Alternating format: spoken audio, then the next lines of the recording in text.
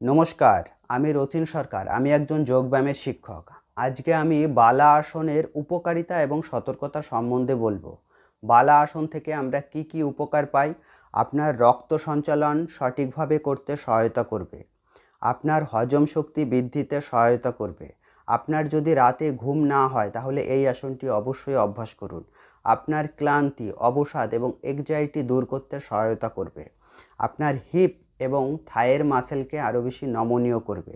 আপনার মেরুদণ্ড ঠিক করতে বা মেরুদণ্ডকেও নমনীয় করতে সহায়তা করবে।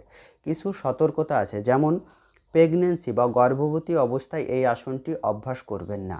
আপনার যদি হার্টে পেসমেকার বসানো থাকে বা অনেক বেশি উচ্চ রক্তচাপ থাকে তাহলেও কোনো ডাক্তারের পরামর্শ নিয়ে করতে পারেন।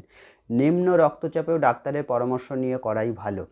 আপনার যদি কোমরে, হাঁটুতে অনেক বেশি চোট থাকে বা পেটে টিউমার থাকে তাহলেও ডাক্তারের পরামর্শ নিয়ে করবেন।